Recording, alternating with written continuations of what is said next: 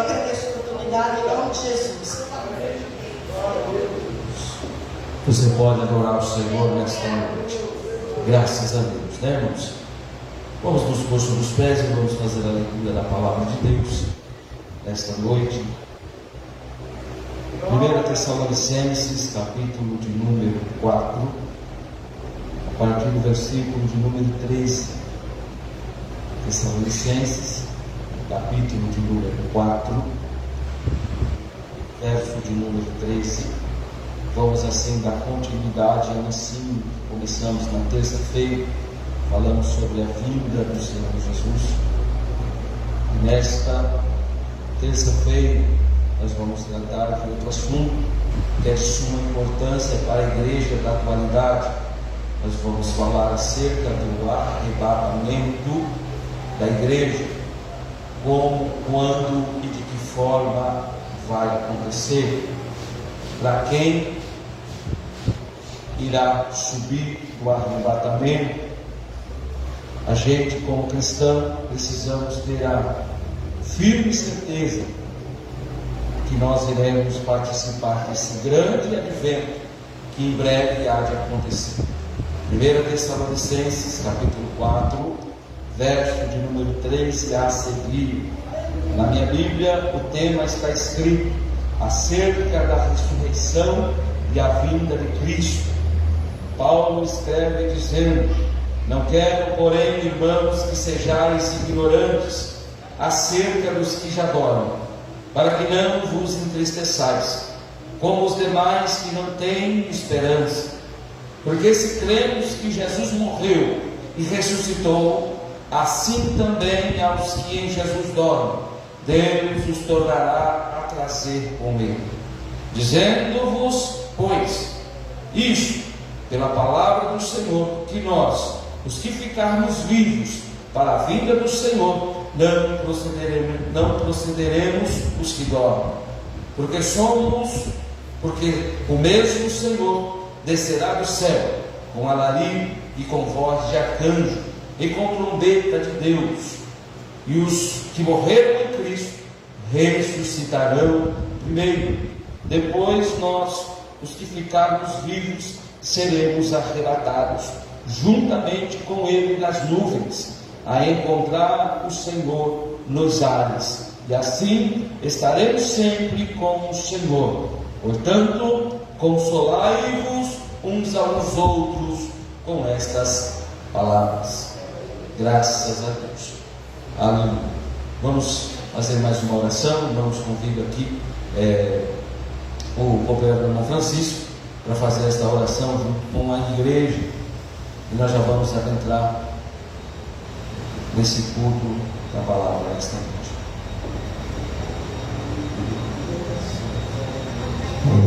Também cumprimento o Papai do Senhor. Vamos estender a nossa mão e pedir a Deus, por mais um dia. Senhor, meu Pai, meu Deus, estamos aqui nestas horas, neste momento, Jesus, pedindo, Senhor, proteção, pedindo sabedoria, entendimento, Senhor, saúde e paz, Senhor, para cada um que chegar aqui, e dê força, Senhor, pelo irmão que não esteja aqui. Senhor, abençoa, visita, Senhor, casa de cada um, Senhor, guardando, abençoando, em nome de Jesus. Amém. Amém. Estudamos, aprendemos na terça-feira passada sobre a volta de Cristo, a volta de Jesus, assim, totalmente pautada na Bíblia, A gente às vezes costuma dizer que Jesus está voltando, mas a gente não provamos na palavra de Deus. E o mundo que nos assiste, nos vê, eles têm dúvidas, principalmente quando se fala acerca da volta, quando Jesus vai vir. E o crente que é fiel à palavra de Deus, ele precisa aprender pelo menos o básico sobre a escatologia, que fala da volta de Jesus, principalmente nos dias que nos antecedem, porque o mundo não está entendendo o que está acontecendo. O mundo está cabeça para baixo. Porém, nós que somos cristãos entendemos que isso faz parte da palavra de Deus e que tem que acontecer. Porque se não acontecer, não cumpre-se as escrituras sagradas. E quando falamos da volta de Jesus Cristo, nós temos que entender uma coisa: a volta de Jesus, quando é falada na igreja, nós temos que, em primeiro lugar, ter o temor de Deus, de saber que o nosso justo juiz virá, e que nós temos que estar pronto para esse grande advento, que é o arrebatamento da igreja do Senhor Jesus. Sabemos que nós fazemos parte de um movimento chamado pentecostal, e o pentecostalismo nunca deixou de manifestar nas suas mensagens bíblicas e teológicas o advento da maior esperança da igreja. Eu sempre costumo dizer aqui que a nossa esperança não está nos presidentes, não está no nosso trabalho. A nossa esperança é o grande advento, a volta de Jesus. Por isso que nós não podemos nos apegar a nada, porque tudo vai ficar. A esperança da igreja, na atual dispensação da graça, é o arrebatamento dos santos. A Bíblia enfatiza que o arrebatamento não vai ser para todos, vai ser somente para os santos. E o que é santo, pastor? É os separados, os diferentes, os privilegiados, os que escolheram a melhor parte, estar aos pés de Jesus. Esses verão o grande advento do arrebatamento do Senhor Jesus. É um ensino normativo, terminante, final extraído das Sagradas Escrituras, e concernente à fé em Deus e à prática da vida cristã. Para crer no arrebatamento, é necessário que nós temos que ter a fé em Deus, porque sem a fé, nós não conseguimos compreender quando falamos de arrebatamento. Arrebatamento é uma palavra grega de raptus. Vai ser algo que vai ser a força. É por isso que não vai ser fácil para crente participar do arrebatamento. O arrebatamento exige que nós venhamos, em primeiro lugar, desviarmos da aparência do mal, nos santificar, porque o Senhor Jesus, no grande arrebatamento, vai raptar a sua igreja. Vai ser de que forma? Como se puxasse alguém com força. Então é por isso que esse grande advento, irmãos, não serão para todos. Alguns, infelizmente, vão ficar no grande arrebatamento da igreja, principalmente os que estão desapercebidos, os que estão sonolentos. Lembra que eu ensinei terça-feira passada, falei do sono espiritual, que Paulo diz: desperta, ó tu que dormes. Não é um sono que nós temos todos os dias, que nós deitamos e esse corpo é descansado. Não, estamos falando de um sono espiritual que a igreja está enfrentando. As pessoas estão ouvindo a palavra, vindo aos cultos, indo em grandes congressos, participando de grandes ensinos, porém estão espiritualmente adormecidos. E Paulo escreve dizendo: desperta, desperta. O que é despertar? É acordar, é ficar em alerta, é vigiar, é ficar em constante observação, porque o arrebatamento está prestes a acontecer. Paulo escreve em Tito 2:1 dizendo: tu, porém, fale o que convém, vírgula, a sã doutrina. Nós precisamos aprender, irmãos. Nós precisamos sentar para aprender. Eu vejo jovens querendo pregar, querendo ser alguém, pastor, querendo ser alguma coisa, mas não quer sentar para aprender, não quer passar pelo processo, não quer passar pela disciplina, ou seja, quer pular degraus. Mas é necessário, porém, falar o que convém. O que é que nos convém? A doutrina, o ensinamento. É por isso que no texto aqui, Paulo diz: consola uns aos outros esse tema. Quando você vê alguém desesperado, procure consolá-lo dizendo: olha, há um Jesus que tudo pode fazer. Porém, hoje você sofre, mas se permanecer fiel, o que te espera lá no céu é bem melhor. Lá não vai ter choro, lá não vai ter plano, lá não vai ter lamento. Esse é o consolo para que nós temos que dar para os irmãos que sofrem na terra.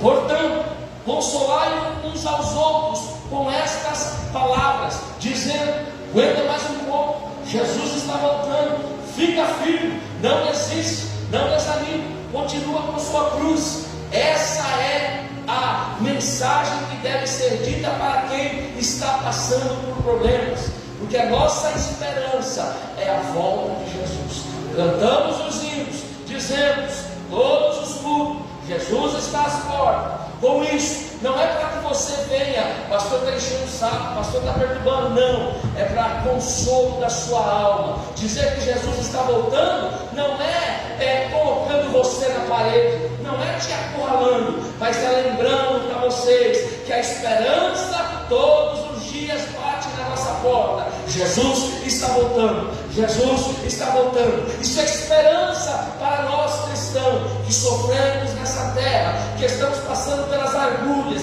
que estamos chorando, nos lamentando. Mas quando dizemos Jesus está voltando, é um consolo, porque se Jesus está voltando, daqui a pouquinho nós vamos sair dos problemas, daqui a pouquinho nós vamos ser tirados com força dessa terra, e nós vamos contemplar e participar da grande mesa ao lado de Jesus.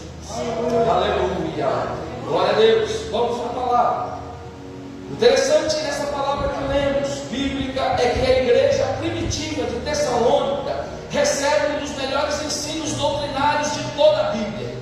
Estamos falando do tema principal da palavra de Deus. Como se trata de arrebatamento, de escatologia, das últimas coisas, é o tema focal que a Bíblia nos deixou para que nós possamos se agarrar na fé e na esperança. Sem fé é impossível agradar a Deus. Sem a esperança de Cristo, o que nós iremos fazer? Nada. Não ia ter propósito, não ia ter princípios. Com isso, a doutrina das últimas coisas trata-se, falando agora sobre o arrebatamento e da ressurreição dos mortos. Ou seja, a ressurreição dos mortos, irmãos, quer dizer que crente santo, fiel, não morre. Vou repetir. Quando falamos da ressurreição, o crente que morre em Cristo Jesus, ele não sente a morte, ele não passa pelo processo da morte o levado. Aqueles que morrem no Senhor, automaticamente já estão no seio de Abraão, agora chamado como paraíso, aguardando o soar da trombeta. Vou repetir. Crente, se você for fiel a Cristo e morreu em Cristo Jesus, você não vai passar pela morte. É sim, porque quando acabar o fôlego de vida e o seu coração parar de bater, automaticamente você será recebido no paraíso. Não é no céu, pastor, não, porque no céu ainda não, o céu ainda não foi inaugurado, porque quem vai inaugurar o céu é quando vir o advento do arrebatamento. Quando a igreja for arrebatada, aí nós iremos inaugurar esse grande céu. É por isso que Jesus disse: estou indo vos preparar o quê? O lugar. Que lugar é esse? É o céu. E na casa do meu Pai, casa, céu, há muitas moradas. Se não for assim, eu não vos teria dito. Então, crente, permaneça firme, permaneça na presença de Deus, porque se hoje tocar a trombeta para você, você pode ter certeza que o seu lugar já está reservado e guardado diante de Deus. Aleluia. Nesta carta encontramos os cuidados de um líder espiritual, tratando com os membros da igreja, uma das doutrinas de grande interesse do seu ministério pastoral. A sua postura de doutrinador da igreja do Senhor começa com uma advertência à igreja de Tessalônica: não quero, porém, irmãos, que sejais ignorantes. No grego é agnoia, ou seja, não saber, ser ignorante ou não compreender. Muito provavelmente Paulo escrevia aqui as respostas e perguntas que lhe tinham sido feitas. Os crentes de Tessalonicenses tinham várias ideias errôneas sobre a natureza e a significação da segunda vinda de Cristo. E até mesmo possível que alguns deles, tal como alguns purinhos, duvidassem da realidade da ressurreição dentre os mortos, embora não pareça ter sido esse o principal problema dos Tessalonicenses. O que aconteceu? Eles ficaram na dúvida. Naquele período, muitos crentes haviam morrido em Tessalônica. Chegaram em Paulo e disseram: o que aconteceu com os crentes? O que vai acontecer? Será que eles vão entrar no sono profundo e não vão mais acordar? Será que eles não vão ver a vinda de Cristo Jesus? Aí Paulo escreve para eles dizendo: olha, os que morreram em Cristo Jesus ressuscitarão primeiro. Escuta só, se Jesus voltar agora, Ele não vai vir buscar nem eu nem você. Os primeiros que irão vai ser os que morreram em Cristo, ou seja, eles serão privilegiados, porque eles terão a Jesus primeiro de nós que estamos vivos. Esse é o prêmio daquele que permanece fiel com Jesus. Escuta só, até mesmo o crente quando morre, não se mexe com ele. Quantos testemunhos ouvimos de gente que gosta de espiritismo, que vai no cemitério, mas quando chega na cova de um crente, o espírito identifica e fala: esse eu não deixo, porque esse tem dono. Escuta só, até quando você morre, Deus está cuidando de você, Deus está guardando o seu corpo, Deus está guardando os seus ossos, para que ninguém toque, porque você é ungido de Deus. Aleluia. Lembra? Em Judas, a Bíblia diz que Deus mandou guardar o corpo de Moisés. Teve 2 anos e recolheu o corpo de Moisés, e ninguém sabe aonde eles guardaram. Mas uma coisa eu sei: eles devem estar no paraíso nessa hora, porque se os judeus encontrassem, irmãos, eles iam idolatrar aquele. Graças a Deus que levaram o corpo de Moisés. Não fizeram diferente aqui. Os católicos guardaram o corpo do Papa. Se você for numa basílica na Itália, está lá o Papa João Paulo II. Sei lá o que fizeram no homem, mas o homem está inteiro.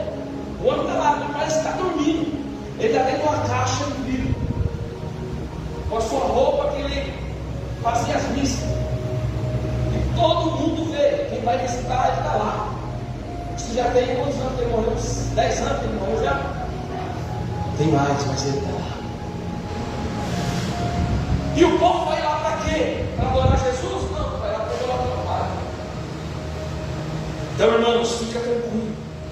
Quem morreu com Jesus, e se morrer com Jesus, você tem guarida, você tem escape, você tem uma casa, você vai ter um lar, e você vai ter um Deus que nunca vai te deixar. Vamos continuar. Não quero, porém, não que sejais ignorantes. Eles eram ignorantes acerca disso, como nós também somos nos dias de hoje.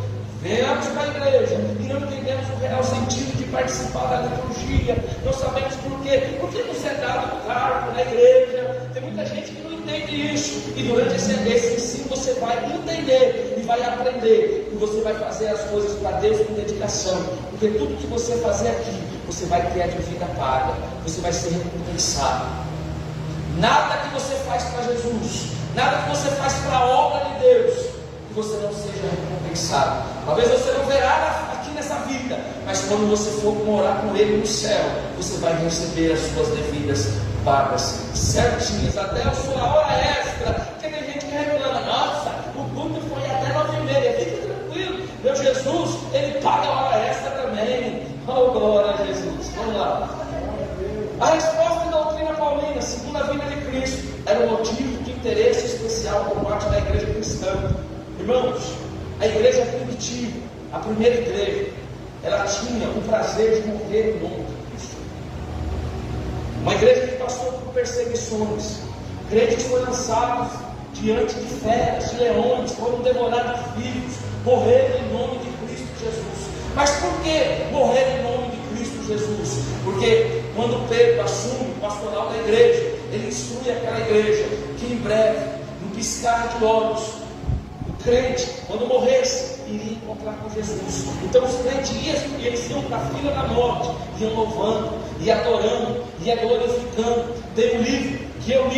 chama As Catatumbas de Roma. Ali vai agarrar a história da igreja primitiva. Os crentes, quando faziam a fila, eles iam louvando, iam adorando, e os soldados romanos que estavam em volta ficavam admirados. Eles se perguntavam uns aos outros: como pode essas pessoas cantarem, sabendo que ali na frente eles vão ser comidos, vão ser devorados, vão virar tocha? Como que pode eles ser assim? E eles iam cantando ao ponto daqueles soldados derreterem o seu coração e se converter a Jesus. Porque ninguém compreende o propósito de Deus na vida do crente. Ninguém sabe o que é ser um cristão ao ponto de morrer pelo nome dele. E está chegando a perseguição. A igreja que nós estamos vendo já está contemplando a grande perseguição. Sabe o que aconteceu na Índia agora há pouco? Pegaram as mulheres cristãs, fizeram com que elas tirassem as suas roupas, a estruparam e levaram elas a desfile em praça pública nuas. Isso é perseguição. Já deu início, irmãos. Só a igreja brasileira que não desperta desse sono, mas já começou há muito tempo. Estamos sendo perseguidos, até pela maneira de falar, as pessoas se incomodam, até no jeito que nós se vestimos, as pessoas se incomodam. Isso é perseguição contra nós. Mas isso aí é um sinal, é um alerta, que o arrebatamento da igreja vai acontecer a qualquer momento. Paulo já previa para a igreja primitiva: eis que vos digo um mistério, nem todos dormiremos, mas transformados seremos. Agora ele está falando para quem ficar vivo e participar do arrebatamento em vida. Você vai ser transformado. Você não vai subir com esse corpo aqui, mas você vai ser transformado em glória. Oh, aleluia, Jesus. Paulo e a igreja cristã primitiva em geral não antecipavam um longo intervalo, como tem sido nessa era da graça. Para eles, Jesus iria voltar por aqueles dias. Paulo era convicto de que a qualquer momento ele seria arrebatado, como foi. Paulo foi levado até o terceiro céu. O terceiro céu é aonde nós iremos quando nós morrer em Cristo Jesus. Até o paraíso Paulo chegou. E aí ele falou assim: olha, se eu falo para vocês das coisas da terra, vocês não compreendem? Imagine se eu falar das coisas que tem lá. Foge da nossa concepção. É por isso que tem crente ainda que não acredita que Jesus vai voltar. Tem crente que deixou de crer no céu. E o mais triste ainda, tem gente que deixou de crer que vai para lá. Irmãos, se apegue a esta palavra. Se está na Bíblia que Jesus vai voltar, aguenta mais um pouquinho. Jesus está voltando. Não pode ser da forma que você espera, mas pode ser primeiro para uns, depois para outros. Muitos já foram, irmãos, e agora nós precisamos também ficar prontos, porque pode chegar também o nosso dia. E se esse dia chegar para nós, que vocês estejam prontas, que vocês estejam prontos para ver esse Jesus. Aleluia. Ora, visto que essa doutrina era uma novidade teológica, foi mal compreendida em diversas maneiras. Alguns dos crentes de Tessalônica, evidentemente, acreditavam que somente aqueles que pudessem manter-se fisicamente vivos até aqueles acontecimentos seriam beneficiados. Para eles, era só os que estavam vivos que iam ver Jesus.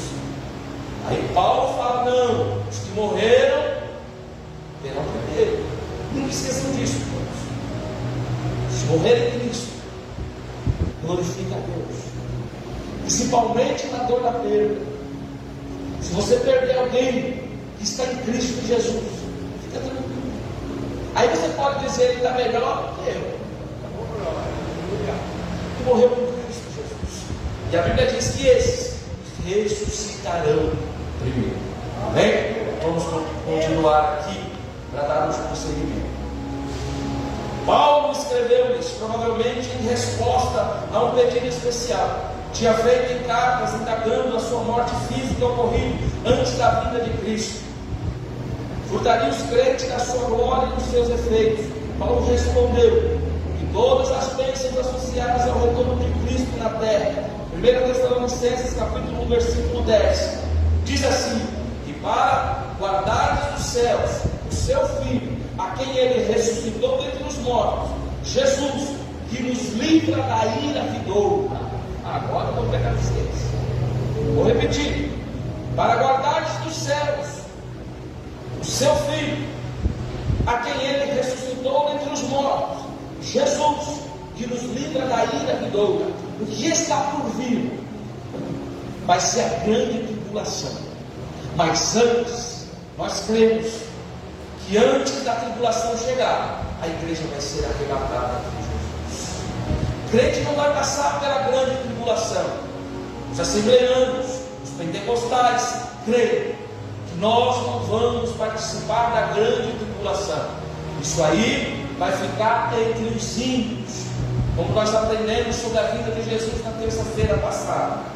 Porém, nós estamos guardados da ira vindoura. Essa ira o crente não vai ver, mas nós já estamos sentindo que é o princípio das dores. Se o princípio já está assim, imagina quando vir a tribulação. Não queira ficar para a tribulação. Irmãos, tem gente que brinca com Jesus, tem gente brincando com o Evangelho. Não brinque com as coisas de Deus. Se eu não for nessa, eu vou na segunda. Verdadeiramente, os que não forem no primeiro arrebatamento, terá a segunda oportunidade, porém não vai ser como está hoje. Nós estamos pregando o Evangelho livremente. Até no instante não há nenhuma lei para que fechamos as portas da igreja. Agora, quando tiver a grande tribulação e o anticristo estiver operando, aí você prepara o esqueleto para apanhar, porque aí o Evangelho vai ser difícil acesso. Só encontrarão crentes escondidos dentro de residências, dentro de suas casas, e com isso não vai ter a liberdade que nós estamos tendo hoje de glorificar a Deus e exaltar o nome do Senhor Jesus. E se for pego por esse sistema do anticristo, você vai ser obrigado a negar a Jesus. Se você não negar a Jesus, você vai morrer. E aí, você está pronto a vir pelo amor ou vir pela dor? Agora entra o contexto de vir pelo amor ou vir pela dor. Não é mais fácil nós dar glória agora, antes que esse evento aconteça, antes do arrebatamento da igreja, do que nós tentar dar glória depois que a igreja for arrebatada. Então é noite de você adorar o Senhor Jesus, porque antes mesmo que você imagina, a trombeta pode tocar e Jesus voltará, e você deixou de dar glória a Deus. Mesmo texto, 1 Tessalonicenses 2,12 diz: exortamos, consolamos e amoestamos para viverdes por modo digno de Deus, que vos chama para o seu reino de glória. O que agora no crente é o reino de glória. É por isso que eu consolo vocês: Jesus está voltando. Não é uma afronta, não é colocar você na parede. Pastor, não para de dizer que Jesus está voltando. Não é isso não. Eu estou te consolando da dor que você tem. Eu estou te consolando da dificuldade que você passa. De você saber que Jesus está voltando é privilégio para nós. É dar mais ânimo de nós pregar esse Evangelho, de viver uma vida com Jesus em abundância. Oh, aleluia! No verso 19, Paulo escreve ainda dizendo: pois quem é a nossa esperança, ou alegria, ou coroa que nos exultamos na presença de nosso Senhor Jesus e a sua vida. Glória a Deus. Pois quem é a nossa esperança ou alegria? Sinta-se alegre quando você ouvir que Jesus está voltando. Alegre o seu coração. Exultamos na presença do nosso Senhor Jesus em sua vida, porque nós sois vós, não sois vós, a fim de que seja o vosso coração confirmado em santidade, isento de culpa, na presença do nosso Deus e Pai, na vinda de nosso Senhor Jesus Cristo, com todos os seus santos. Aqui Paulo já está dizendo sobre a segunda volta. Primeiro ele arrebata a igreja, ninguém vê. Mas na segunda ele vem entre as nuvens, e junto com ele os santos. Vou repetir: o arrebatamento da igreja não tem nada a ver com a vinda dele na terra. O arrebatamento é Jesus esperando nós sobre as nuvens, acima das nuvens, ninguém vê. Só vemos nós que seremos arrebatados. Mas nessa volta que Paulo está dizendo aqui, é a volta que ele volta na terra, junto com com os santos. Ou seja, os que subiram no arrebatamento virá com ele também na sua segunda vinda. Vamos lá, vamos aprender mais. O verso 13, 1 Tessalonicenses 3,13: a fim de que seja o vosso coração confirmado em santidade. Você tem a confirmação que você é santo no seu coração. A santidade não é para ser mostrada, irmãos. Tem muita gente confundindo as coisas, querendo se vestir com a capa de santidade. Não é isso. O homem vê você por fora, mas o homem não está nem aí para você. Mas Deus conhece o seu coração. A santidade que procede do coração, essa sim vai fazer que nós subamos para o céu. Vou repetir: a santidade não está na sua aparência, não está nas suas vestes, não está na cor do seu cabelo, quão grande ele é. Não é isso. Procede do seu coração. Deus não olha como o homem vê. Deus vê o coração. Se ele achar santidade, um coração puro, vai subir o céu. Repito o verso: a fim de que seja o vosso coração, olha lá, confirmado em santidade, isento de culpa. Não pode ter culpa, irmãos. É por isso que você vem para o culto, é para pedir perdão.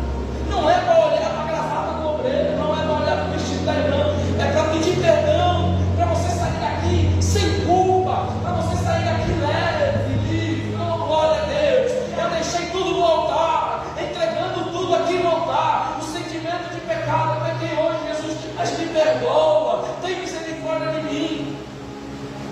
Agora, se você for para casa com esse mesmo sentimento de culpa, corre o risco de não ver o arrebatamento da Deus. Isento de culpa, na presença de Deus. Olha, Paulo fala ainda, é na presença de Deus, irmãos. E também na vinda do nosso Senhor Jesus Cristo com todos os santos. Serão conferidas tanto aos crentes vivos como aos crentes mortos. Porquanto esses últimos não estão verdadeiramente mortos, pois o seu espírito sobrevive. Em todos esses, Cristo trará, quando do seu segundo advento, pelo que o retorno de Cristo assinalará, entre outras coisas, a grande reunião. E todos entes queridos que tenham tido fé mútua em Cristo, vai ser o momento do encontro. Vai ser o momento que eu vou ver meus filhos. Vai ser o momento que eu vou ver minha esposa, é claro. Não vou ter sentimento. Nós vamos ser como anjos. Não vamos sentir desejos. Não vamos sentir sentimentos. Mas eu vou reconhecê-la e vou vê-la. Vai ser alegria para nós chegarmos nos céus e olharmos para cada rosto que aqui estão e lembrar: olha, aquele dia eu preguei, eu falei sobre o arrebatamento, e hoje eu estou aqui contemplando cada rosto que estava presente naquele dia.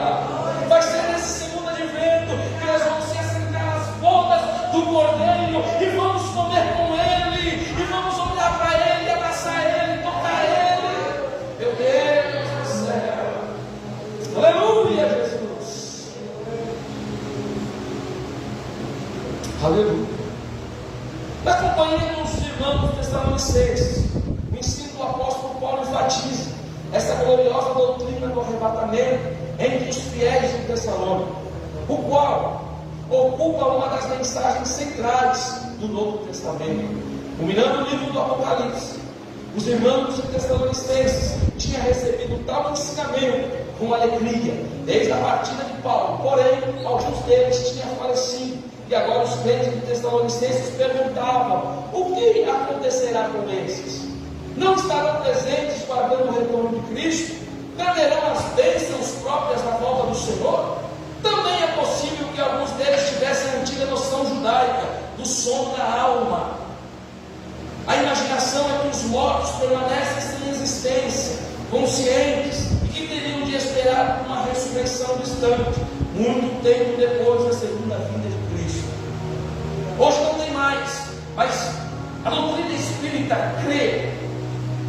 Ela crê que quando morremos nós temos uma outra vida. Morrer, nós vamos reencarnar, uma reencarnação. Vamos reencarnar uma criança, é coisa que a Bíblia desmente, dizendo: está direito ao homem viver uma só vez, uma só vida, sendo assim depois a morte, depois da morte o julgamento, destino, céu ou inferno. Pronto. Não tem como morrer hoje e nascer de novo amanhã. Não fica com essa doutrina de viver de novo. Ninguém vive de novo. A Bíblia diz, vou repetir, nos Romanos: está direito ao homem viver uma só vez, sendo assim depois a morte. Aí achamos que depois da morte acabou. Não acabou. Aí vem o julgamento. Aí depois o seu destino. Você não vai viver de novo. Aproveite a oportunidade de dar glória a Deus. É por isso que nós insistimos com vocês: adore, vem para a casa de Deus, porque essa é a única oportunidade. Morreu, acabou, irmãos.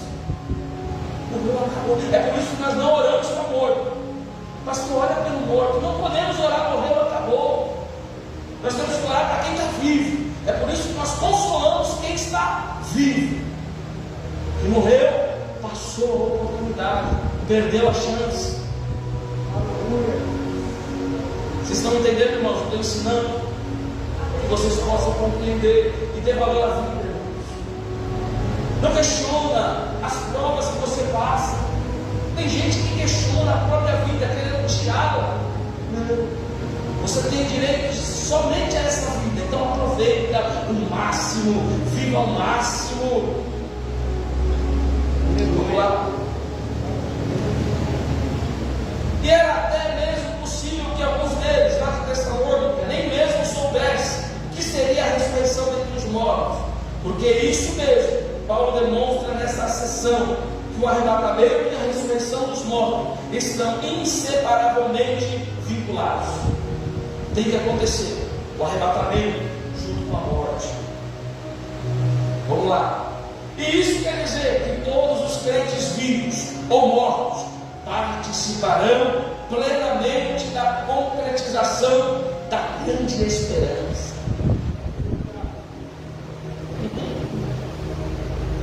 Vocês têm noção, irmãos, de você participar do grande advento da volta de Cristo Jesus? Pastor, e agora quem morre sem Jesus? O que vai acontecer com eles? Os que morrerem sem Cristo, sem salvação, vai para um lugar chamado Hades, ou Águios, lugar de tormento. Em Lucas, Jesus vai trazer uma parábola, não uma parábola, alguns dizem que é parábola, mas para outros dizem que é uma história real, do Lázaro, que estava no seio de Abraão. O seio de Abraão era o paraíso. Era o paraíso. Mas antes de Jesus inaugurar o paraíso, porque Jesus, quem inaugura o paraíso? Quando ele morre e ressuscita, ele já inaugura o paraíso. Então quem estava no Velho Testamento, Isaías, Jeremias, esses profetas, esses homens que serviram a Deus antepassadamente, foram para o paraíso. Abraão, Sara, esses nomes que nós vemos no Antigo Testamento, já está no céu. Você vai ver que quando Jesus ele se transfigura, desce do céu duas pessoas. Quem lembra? Que desceu do monte transfigurado, Pedro e João assistiram de longe. Pedro ficou tão emocionado e falou: Jesus, vem cá, diga para Moisés, para Elias, que eu vou fazer uma cabana para eles. Ele não estava compreendendo. Estes homens já estavam no seio de Abraão. Eles só desceram transfigurados para conversar com Jesus.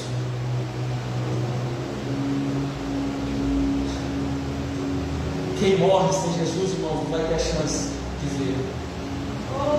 Esses homens que morreram com Deus no Velho Testamento tiveram a oportunidade de não só ver, mas de descer na terra de novo para falar com Ele.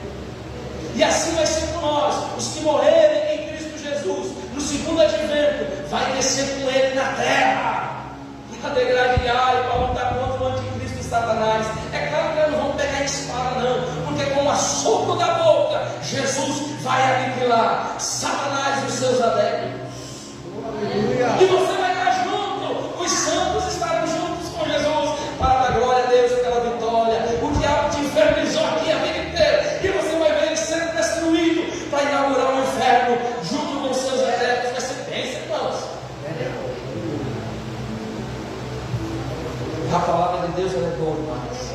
Oh, aleluia. Vamos lá. João, 1 de João, capítulo 3, versículo 2.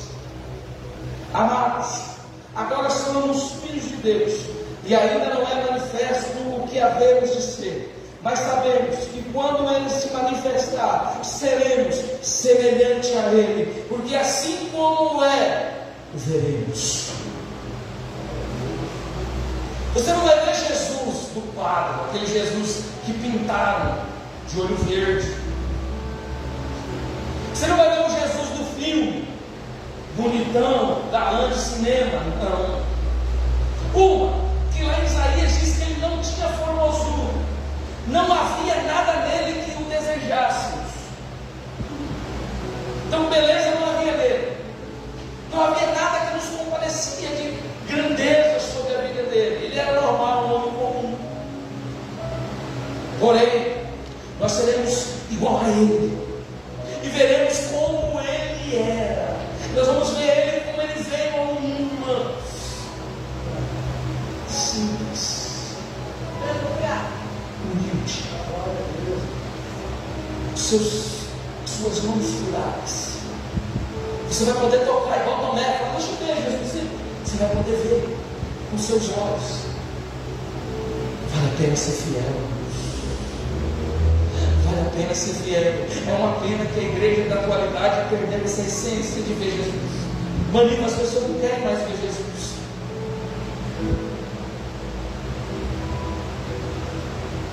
Quando eu estudava essa tarde, eu senti a presença de Deus, uma lágrima caiu nos meus olhos, de saber que a igreja não tem mais interesse em saber quem é Jesus, irmãos. Venho para a igreja, estou preocupado só com os hinos que serão louvados, mas não estou preocupado com a simplicidade, com a palavra que Jesus deixou. Essa é a realidade do crente atual. Quando você descobre essa essência de que Deus, Jesus,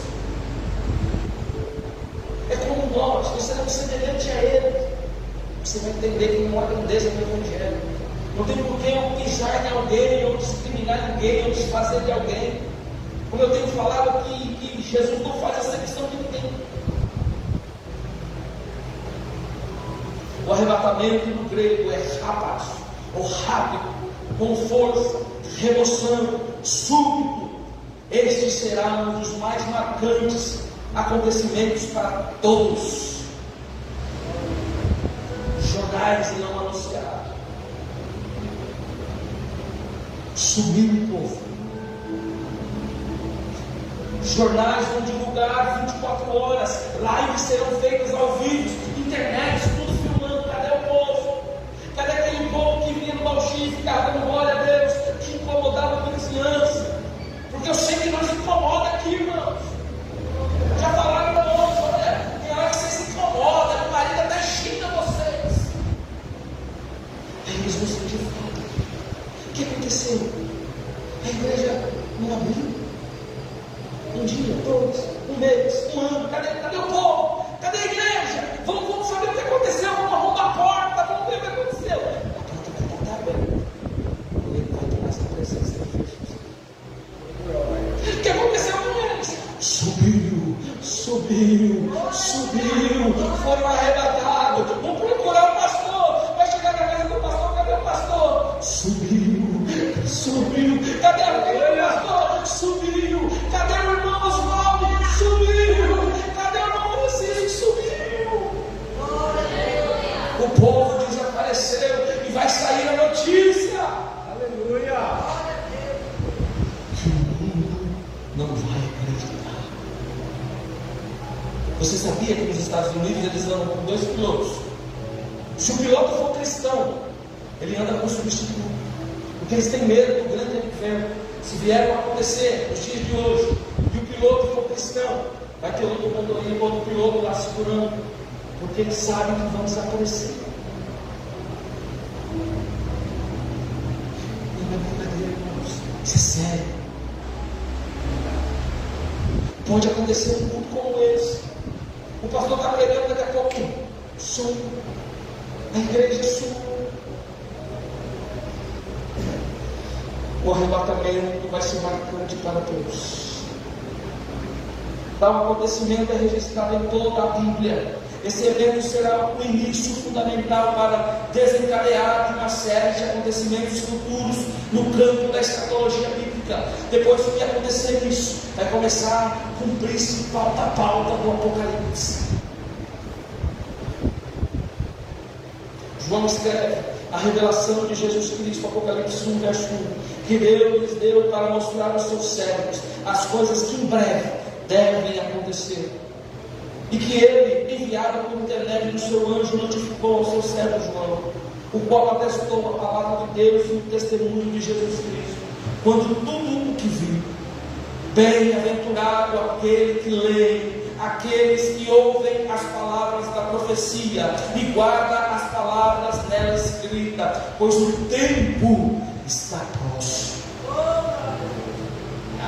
Pastor, mas já tem 2000 anos que o apóstolo João escreveu sim, mas se está escrito é porque vai acontecer.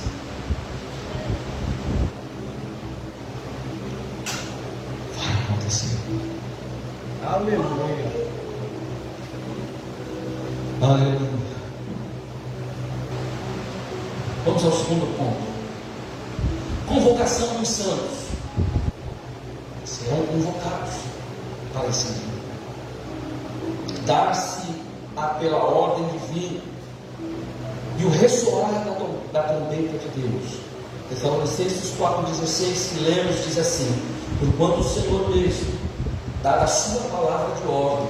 Escuta só, Deus vai dar ordem para Jesus. É por isso que ninguém pode saber que dia e nem quando virá Jesus. Se você ouvir alguém dizer, quarta-feira Jesus volta, mentira. Ninguém sabe. E quem tentou provar que Jesus voltaria se decepcionou. Muitas seitas que tem um até aqui, próximo de nós. Até o homem deu data ainda que Jesus voltaria. Jesus não voltou. Por quê? Porque somente o Pai sabe. Olha lá. Porquanto o Senhor mesmo, dada a sua palavra de ordem, ouvida a voz do arcanjo, ressoada a trombeta de Deus, descerá dos céus, e os mortos em Cristo ressuscitarão primeiro. Representa a voz de comando para os mortos e vivos em Cristo subirem ao seu encontro. Por que isso? Lá em Números,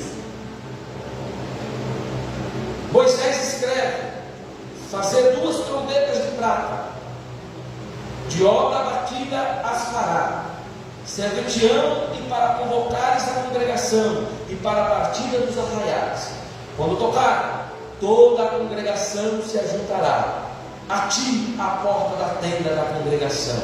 Então era um rito que fazia no Velho Testamento. Quando tocava-se a trombeta, todos ficavam de prontidão na frente do lugar santíssimo. Então Jesus vai usar a trombeta para representar também a nossa ida para o lugar santo dos céus. Aleluia. A trombeta servia para reunir o povo de Israel, para ouvir o seu líder na porta da congregação. E o que há de suceder a todos nós? A palavra ressurreição vem do grego, ou seja, retornar à vida. Anastasis, retornar à vida. E o que acontecerá com os mortos, pastor? Vou para repetir. Diz a Bíblia: os que morreram em Cristo ressuscitaram primeiro. Todos os santos que morreram no Antigo e no Novo Testamento, o que estão no seio de Abraão, ou seja, no paraíso. Lucas 23:43, Jesus respondeu: em verdade eu te digo que hoje estará comigo no paraíso. Agora inaugura o paraíso. Quando ele vira para o ladrão, se arrependeu, ele fala: hoje estarás comigo no paraíso. Porque até antes daquele advento, era o seio de Abraão. 2 Coríntios 12:1, se é necessário que me glorie ainda, que não convém, passarei as visões e as revelações do Senhor. Conheço um homem em Cristo, que há 14 anos foi arrebatado até o terceiro céu, se no corpo ou fora do corpo, não sei, Deus sabe. Eu sei que tal homem, se no corpo ou fora do corpo, não sei, Deus sabe, foi arrebatado ao paraíso e ouviu as palavras inefáveis, os quais não é lícito ao homem referir. Paulo está dizendo que ele subiu no paraíso, porém não coube ele nos revelar o que há lá, porque não cabe ao nosso entendimento. Foge da concepção, a grandeza daquele lugar. Você não tem a real imaginação. Por mais que você force a sua mente para imaginar como é o céu, você nunca vai compreender. Somente quando você pisar. Somente quando você chegar lá. Paulo falou: olha, fui arrebatado ao paraíso e ouviu as palavras inefáveis. O que é inefáveis? São coisas que você não imagina. Se ele contasse, nós não íamos acreditar. Se eu falo, ele diz aqui ao povo de Corinto, se eu falo das coisas da terra, vocês não entendem? E se eu falar das coisas que há lá de cima? Aguardando o momento determinado por Deus, receberam ordem para subir os seus corpos já glorificados. O seu corpinho bonitinho, que você tem tanto cuidadinho, não vai servir para nada, porque o seu corpo será glorificado. Filipenses 3:21, prova para mim, pastor, prova. Filipenses 3:21, o qual transformará o nosso corpo de humilhação, para ser igual ao corpo da sua glória, segundo a eficácia do poder que ele tem, de até subjugar a si todas as coisas. Em 2 Coríntios 4,14, sabendo que aquele que ressuscitou o Senhor Jesus, também nos ressuscitará com Jesus e nos apresentará convosco, agora um corpo de glória. Aleluia. Não vai ser feio nem bonito, você vai ser glorificado. O que acontecerá aos vivos em Cristo? Depois de nós, os vivos, os que ficaram, Tessalonicenses 4,17, que nós lemos, seremos arrebatados juntos com eles, entre as nuvens, para o encontro do Senhor nos ares, primeira subida, e assim estaremos para sempre com o Senhor. Aí pronto, acabou, irmãos. Não vai precisar mais vir para o culto, não vai. Aí acabou a luta, acabou a dor, acabou a prova, acabou. E todos os salvos dos 4 cantos da terra ouvirão o estrugir da trombeta, e assim todos os que estiverem vivos serão transformados. Em quê? Em corpo de glória. Vocês estão entendendo, irmãos? Eu estou sendo bem. Isso aqui você precisa passar para o seu marido em casa, ensinar seus netos, ensinar seus. Porque isso aqui é necessário que nós saibamos. 1 Coríntios 15:52. No momento, no abrir e fechar de olhos, ao ressoar da última trombeta, a trombeta soará, os mortos ressuscitarão incorruptíveis, e nós seremos transformados. Será a redenção do nosso corpo. Romanos 8:23. E não somente ela, mas também nós, que temos as primícias do Espírito, igualmente gememos em nosso íntimo, aguardando a adoção do Filho, a redenção do nosso corpo. 1 Coríntios 15:54. Quando este corpo corruptível se revestir de incorruptibilidade, e o que é imortal se revestir da imortalidade, então se cumprirá a palavra que está escrita: tragada foi a morte pela vitória. Na Bíblia, irmãos, está tudo na palavra de Deus.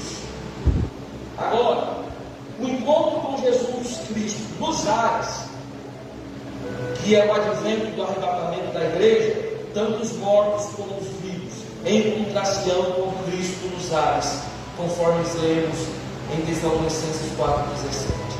Esses que irão ao encontro são apenas os santos que guardaram fielmente esse dia para receberem a coroa da vitória. Qual que é, pastor, a minha recompensa de vir aqui para a igreja? Está aqui, a coroa da vitória.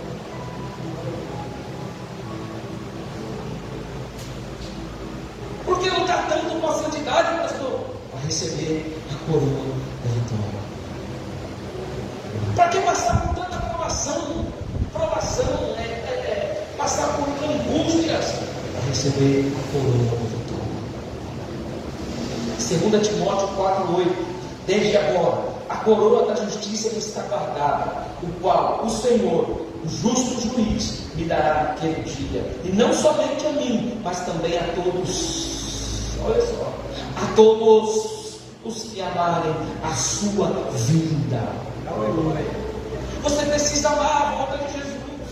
Você precisa dizer todo dia: Maranata, ora vem, Senhor Jesus. Não tem um dia que eu me sento com a minha esposa e falo: Jesus está voltando. Todas as vezes que você senta ali no banquinho, às vezes fala: Jesus está voltando. Não é para temer, irmãos, é para ter a esperança viva, acesa dentro dos nossos corações, de permanecermos fiéis a Ele. Oh, glória a Deus.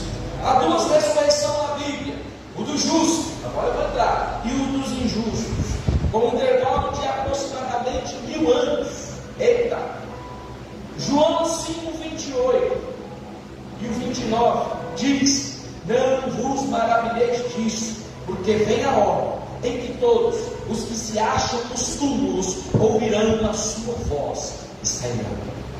O restante dos mortos não reviveram até que se completem-se os 1000 anos. Esta é a primeira ressurreição. Vamos lá. Deixa eu falar uma coisa para vocês. Os que tiverem Cristo na sua vida, os que não estão em Cristo vão ficar aguardando. O intervalo de Cristo vai ser 1000 anos. Então eles vão passar 1000 anos no mar, sofrendo, gritando, gemendo, sendo preparados para serem lançados ao inferno. Não é o fim. Não pense que morreu, acabou. Essa é a ideologia dos espíritas que nascem de novo. Não, morreu, vai para o Hades, tormento. Lembra do rico lá embaixo? Reveste ao menos a ponta do dedo da língua, porque está muito quente. Aí, os que morrerem e forem para o Hades, vai ter lembranças. Você vai lembrar desse culto. Você vai lembrar do pastor falando que você desperta, acorda. Você vai lembrar quando a dirigente do círculo de oração falou: te conserta, mulher, troca essas vestes. Você vai lembrar de quando você vinha para a oração. Por que, pastor? Vou ter lembrança? Sim. O homem rico olhou lá para cima e falou: Lázaro, avisa os meus irmãos, eles não vêm para cá. Ou seja, lá embaixo ele lembrou que tinha mão. Se ele lembrou que tinha mão, é porque ele tinha memória. E se morre, tem memória, e for para o Hades, vai lembrar: olha só, o pastor falou, eu não lembro. Isso é mensagem do pregador aí, que esses pregadores não querem pregar, não. Falar disso hoje? Mas é o que Jesus está esperando por você. Avisamos, alentamos a igreja da atualidade, irmãos. Esse é o meu jeito. Eu sei a responsabilidade que está sobre os meus ombros. Se eu não ensinar vocês, eu vou ensinar.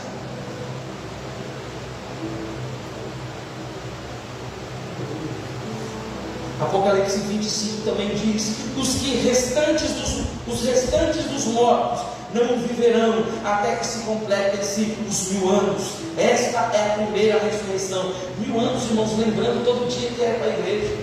Tem um testemunho de uma irmã no YouTube, que ela tem uma experiência de ir ao inferno. Pode ouvir o testemunho. E ela lá embaixo, ela começa a relatar que ela vê, ela lembra dos irmãos que congregou na igreja com ela. Ela reconhece os irmãos que estavam ali, porque tem memória. Que o grito de horror e tira daqui. Esse é horrível, irmãos. Daniel 12:2: muitos dos que dormem no pó da terra ressuscitarão, uns para a eterna vida, outros para vergonha e horror eterno. Vou repetir, 12 de Daniel, verso 2: muitos dos que dormem no pó da terra ressuscitarão, uns para a vida eterna e outros para a vergonha e horror eterno. A segunda vinda de Cristo é um evento a ser realizado em duas fases. Primeiro é o arrebatamento da igreja antes da grande tribulação. A segunda fase é a segunda vinda em glória, depois da grande tribulação. É visível aos olhos humanos, e ele virá com os santos. Resumindo aqui. Amém? Apocalipse 1:7. Eis que vem com as nuvens, e todo olho verá, até quantos o transpassaram, e todas as tribos da terra se lamentarão sobre ele, certamente. Amém. 1 Tessalonicenses 3:13, a fim de que seja o vosso coração confirmado em santidade, em sempre de culto. Aí entra na presença de Deus, o Pai, na vinda de nosso Senhor Jesus Cristo. Aleluia. Fomos arrebatados. E agora, pastor, o que acontece? Vamos ser julgados. Mas até os que vão para o céu, pastor? Sim. O tribunal de Cristo não era o grande julgamento do trono branco. Estou falando do tribunal de Cristo. Toda a história do direito constitucional. O tribunal de Cristo será o único que galardoará todos os santos que serão julgados através das suas obras. Esse tribunal não condena. Escuta só. Esse julgamento vai ser para os santos. Vai ser diferente, não vai ter sentença. Os textos bíblicos brasileiros sobre o tribunal de Cristo, o próprio apóstolo Paulo doutrina-nos sobre o que acontecerá após o arrebatamento da igreja nos ares, através das suas duas cartas. Abra comigo, Romanos 14.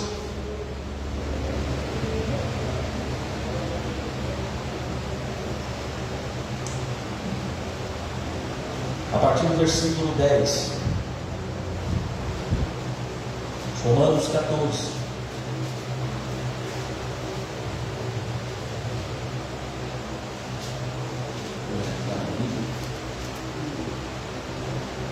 Capítulo 10 ao 12. Mas tu, por que julgas teu irmão? Ou tu também, por que despreza teu irmão? Pois todos havemos de comparecer aonde? Quem achou aí? 14:10. Seremos levados aonde? Isso. Porque está escrito: pela minha vida, diz o Senhor, todo joelho se dobrará diante de mim, e toda confessará a Deus. Certo? De maneira que cada um de nós dará conta de si mesmo a Deus. Também em 2 Coríntios capítulo 5, versículo 10 diz: porque todos devemos comparecer ante o tribunal de Cristo, para que cada um receba segundo o que tiver feito por meio do corpo, ou bem ou mal. No contexto das duas escrituras, Romanos e Coríntios, Paulo ensina essa doutrina como sucessão do evento pós-arrebatamento, antes que ocorra as festividades das bodas do Cordeiro. Vamos ao Apocalipse 19:7, abra comigo. Apocalipse 19, versículo 7. Vamos ler o 7, 8 e o 9. Apocalipse 7, 8, 9. Alegremos-nos, exultemo-nos e demo-lhes a glória, porque são chegadas as bodas do Cordeiro, cuja esposa a si mesma já se ataviou, pois lhe foi dado vestir-se de linho finíssimo, resplandecente e puro, porque o linho finíssimo são os atos de justiça dos santos. Então me falou o anjo: escreve, bem-aventurados aqueles que são chamados aonde? E acrescentou: são estas as verdadeiras palavras de Deus. Agora, antes de nós sentarmos nas bodas do Cordeiro, seremos julgados. Mas é um julgamento, irmãos, não para condenação, mas ali você vai receber toda a paga de direito que você fez aqui na obra de Deus. É por isso que quando você receber um cargo, pelo amor de Deus, Não coloque problema. Ai, eu não dou conta. Ai, eu não sei fazer. Irmãos, se Deus lhe deu, tá? Foi porque você tinha capacidade. Senão Deus não te dava nada para você fazer. Agora para de ficar colocando, eu não consigo. Naquele dia você pode ir até para o céu, mas vai chegar lá, não vai receber nada, porque fez a obra relaxadamente, fez de qualquer maneira. Irmãos, isso aqui é muito sério.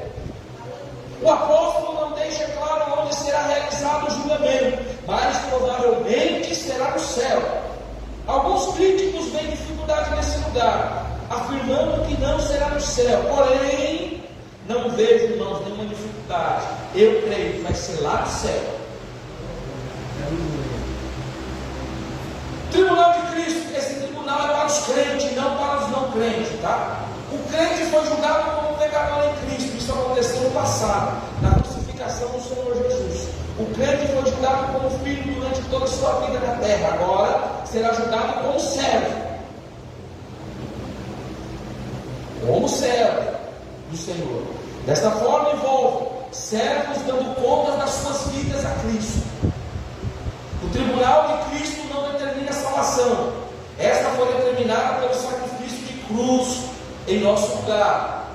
1 João 2,2: Ele é a propiciação pelos nossos pecados, e não somente pelos nossos próprios, mas ainda pelo mundo inteiro, e pela nossa fé nele. João 3,16: Porque Deus amou o mundo de tal maneira que deu seu Filho unigênito, para que todo aquele que nele crê não pereça, mas tenha a vida eterna.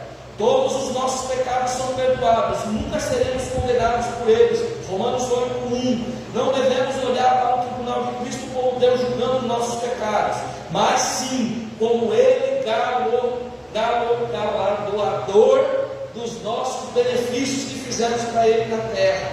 Se você fizer as coisas de Deus relaxadamente, eu sinto lhe informar, você não vai receber o seu galardão no céu. Será como um crente que escapou do fogo, mas saiu com a mesma roupa no corpo. Escapou da ira do fogo, mas continuou com a mesma roupa. Essa é a realidade. Agora, diante do tribunal de Cristo, todos os santos de todas as épocas comparecerão nesse julgamento para dar conta do que tiver praticado de si mesmo a Deus. Romanos 14,10 lemos: Tu, porém, porque julgas teu irmão. A igreja é o pior juiz que tem. Dentro da igreja tem dedos apontando para nós a todo momento. Você viu como fulano cantou? Mas você viu a roupa desse cano? Você viu Beltrano? Você viu Ciclano? Tu, porém, porque julgas do teu irmão, lá você vai prestar conta. E tu, porque despreza o teu irmão? Eu não vou cuidar desse irmão, não. Esse irmão aí, pelo amor de Deus, graças a Deus aqui não tem, mas tem igreja aí fora que tem isso. Pois todos compareceremos perante o tribunal de Cristo.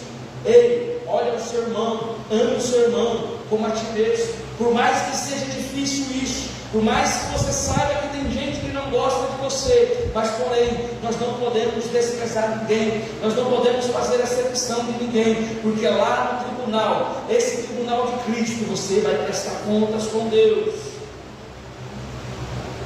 Romanos 14,12: Assim, pois, cada um de nós dará conta de si mesmo a Deus. Escuta só, lá não vai ter seu marido não, lá não vai ter sua mãe, lá não vai ter seu pai. Você vai ter que se autodefender diante de Deus. E aí, qual vai ser o argumento? Porque você desprezou o irmão, porque você julgou o irmão, porque você falou mal do irmão. E aí você vai responder o quê?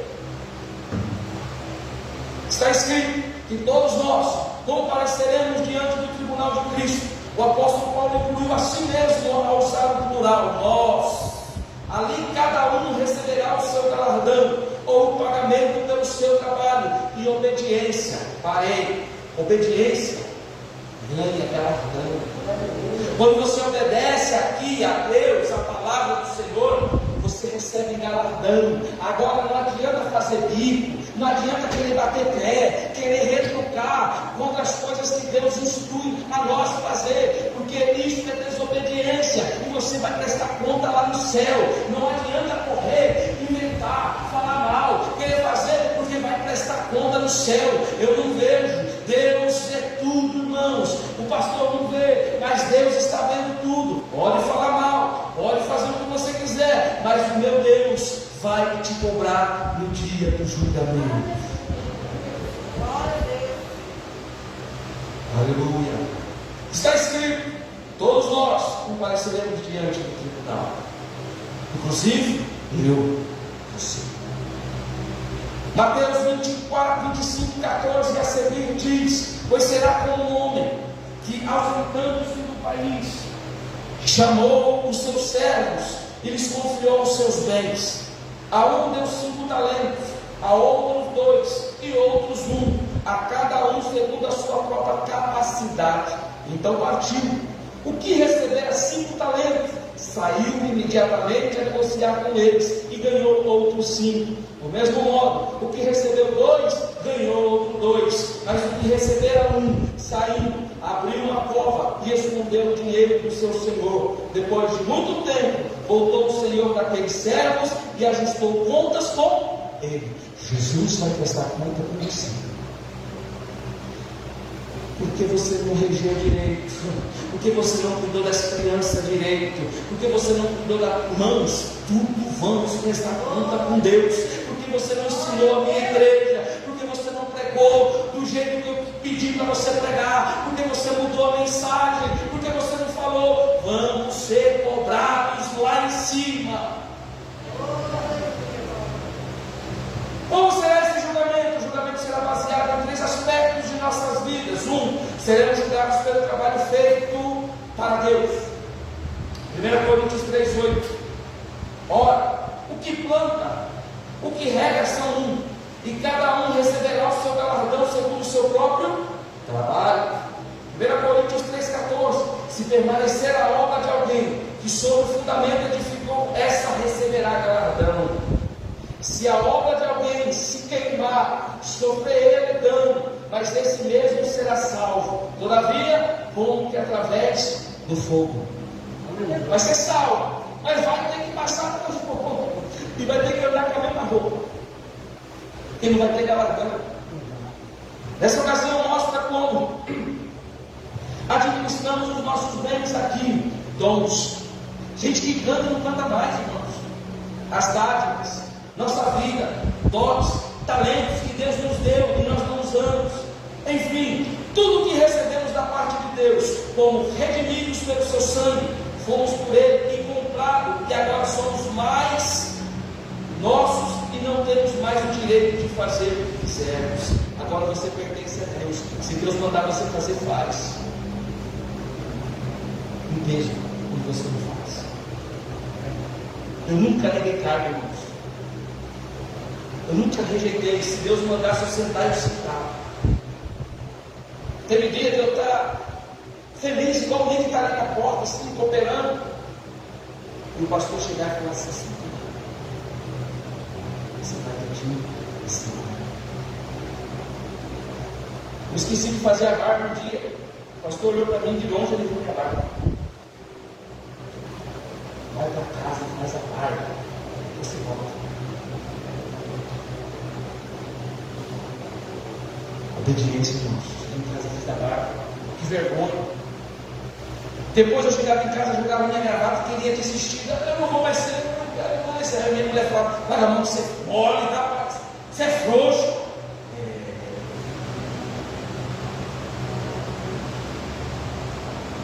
Que Deus te der as suas mãos para você fazer, faça. Misericórdia. Amém, irmãos? Vocês estão entendendo? Eu já vou concluir aqui. Seremos julgados pela nossa conduta. 2 Crônicas 5:10. Porque importa que todos nós comparecemos perante o tribunal de Cristo, para que cada um receba segundo o bem ou mal que tiver feito por meio do corpo. Por meio do corpo, irmãos. O corpo também glorifica a Deus. Quando falamos de roupas curtas aqui, é porque o corpo glorifica a Deus. Vamos prestar conta do corpo lá em cima. Tá certo? A gente erramos. Outrora no mundo eu fiz 2 tatuagens, mas eu não conhecia a verdade. Agora eu conheço a verdade. Eu sei que o meu corpo pertence, o meu corpo é de Cristo. O meu corpo, irmão Oswaldo, é templo e morada do Espírito Santo. Agora, por que eu vou sair marcando meu corpo, mostrando meu corpo, se o meu corpo é santo? Por isso, nós estamos aqui, ó. O que importa? O importante é que todos nós comparecemos perante o tribunal de Cristo para que cada um receba, segundo o bem ou mal, e o que tiver feito por meio do corpo. Irmãos, um corpo nu lança almas no inferno. Há um grande escritor que diz: hoje, o maior índice de irmãos que desce para o inferno é porque expõem os seus corpos. Isso é muito sério. É por isso que o anticristo ele vem com esse liberalismo dentro das igrejas. Irmão, levanta conosco. Você está num culto onde as irmãs estão seguras. Irmãos com as suas calças apertadas, irmãos. É sério. Mostrando as nádegas. Agora se é uma calça sertaneja, já viu? Que aperta assim, ó. Se o cabo abaixar, rasga a calça. E ele anda todo durinho assim, ó. É umas camisetas que mostram os mamilos. Ele soa, não, ele soa. E mostra assim o porte físico deles. Aí a irmã que não vigia, ela fica lá no canto dela. Aí fica cutucando a outra, levando a outra para o inferno também. Por isso que eu digo, corpo, irmãos, inferno. A irmã vai cantar na frente lá, não. Eu tenho uma das irmãs sem noção que sobe no culto, mano. Aí tá com aquela cachorrona assim, meu Deus. Os corpos. Senta na frente assim do pastor, abre as pernas, na frente do culto. E os obreiros ficam tudo, a cabeça não sabe onde enfiar. E a mulher fica do lado. Senhor, ela vai morrer. O cara fica, sabe o que ele fala? Que sempre dá glória a Deus, porque ele negócio de cabeça. Porque ele fica ali preso, ele sempre olha e morre. É igual assim, a artilharia. Irmãos, é muito sério. Aleluia, Jesus. Tenha pudor na casa de Deus. Eu tinha lembrado, eu tinha um cunhado, que estava passeando com a mulher, e nós levamos só que bateu o vento ele passou mal, o cara veio carregado Aí fiquei no chão, bateu o cabelo. Individualmente, todos os crentes serão julgados nesse particular. Trata-se do procedimento de cada crente por meio do corpo, bom ou mal. Procedimento, muitos dizem, não há nada demais nisso ou aquilo, então, por que não fazer? Não tem nada a ver. Uma saia menor não tem nada a ver, mano, tá bonito. E tem, irmão, e o pior é que tem marido que aprova. Tem marido açougueiro que gosta de mostrar as carnes da mulher, é verdade. Não, só me faz essa saia aí. Tem marido que gosta.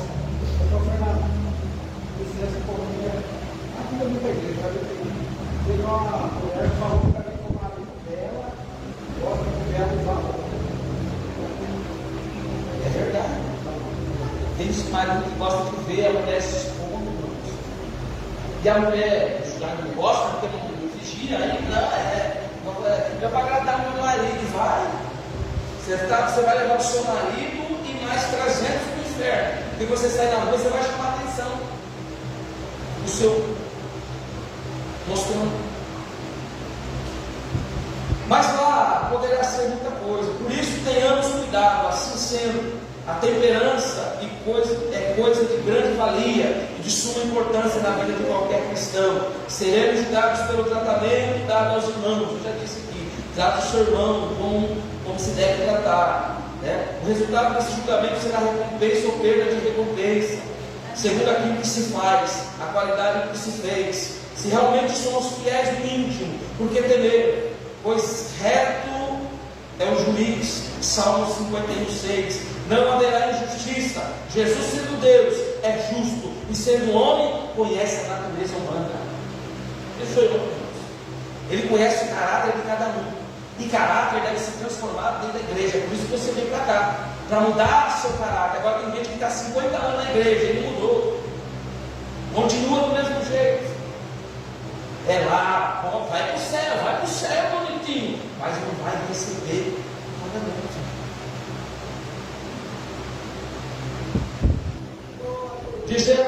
Dizem as Escrituras, 1 Coríntios 3, 12 e 13, se alguém sobre este fundamento formar um edifício de ouro, prata, pedras preciosas, madeira, feno, palha, a obra de cada um se manifestará na verdade, e o dia declarará, porque pelo fogo será descoberto, e o fogo provará qual seja a obra de cada um. Positivamente, esses materiais não se queimarão no fogo do julgamento. Ouro, quando as obras são realizadas em Deus, se recebe ouro. João 3,21, quem pratica a verdade aproxima-se da luz, a fim de que as suas obras sejam manifestas, porque feitas em Deus. Quando você faz a obra para Deus verdadeiramente, você recebe galardão de ouro. Quando você recebe o galardão de prata, quando são realizadas em Jesus. 2 Coríntios 12, 19. Há muito pensais que nós estamos desculpando convosco. Falamos em Cristo perante Deus, e todo o amados para a vossa edificação. Ou seja, quando falamos de Cristo, pregamos o Evangelho cristocêntrico, recebemos a prata como galardão. Pedras preciosas, quando são realizadas as obras do Espírito Santo. Filipenses 3,3, porque nós que somos circuncisão, não nós que adoramos a Deus no Espírito, e nos gloriamos em Cristo Jesus, e não confiamos na carne. Tem gente que confia na carne, confia em cavalos, no seu dinheiro. Quando você pensa nisso, você perde as suas pedras preciosas. Quando você se encaixa nessa palavra, guiado pelo Espírito Santo, agindo por Ele, você recebe o galardão de pedras preciosas. Negativamente, esses elementos não conseguirão suportar o fogo do julgamento. Aí tem os demais, irmãos, já vamos encerrar. Tem madeira, tem feno, palha. Depende daquilo que você merecer. O que você está merecendo? Ouro, prata, feno, palha, madeira, conforme a obra que você faz aqui na terra. Deus, resumindo, irmãos, Deus está olhando para cada um de nós, esperando mais de nós. Agora cabe nós se enquadrar nesse perfil. Deus quer. Amém? Falamos hoje acerca do arrebatamento e acerca do tribunal de Cristo. Tudo isso se agloba, irmãos, na escatologia. É o ensino dos últimos dias. Então vocês não vão mais se perderem quando falar para vocês acerca disso. Amém? Então continue recebendo as suas recompensas, venham para os cultos. Não é o pastor que vai pagar, não, mas é Deus que vai lhe pagar a divina recompensa. Bom, não deixe a carne vencer, que você perde o melhor que Deus tem para nós. Vamos louvar o Senhor, enquanto nós louvamos, os oficiais recordam os dízimos e as ofertas para a casa de Deus. Aleluia. Júlia, logo aqui, para mim, esse louvor.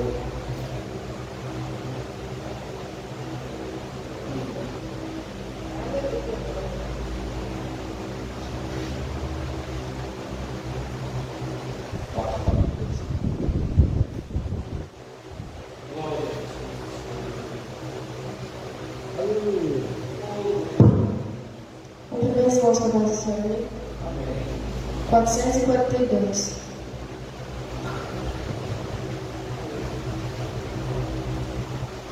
Breve no céu, Jesus.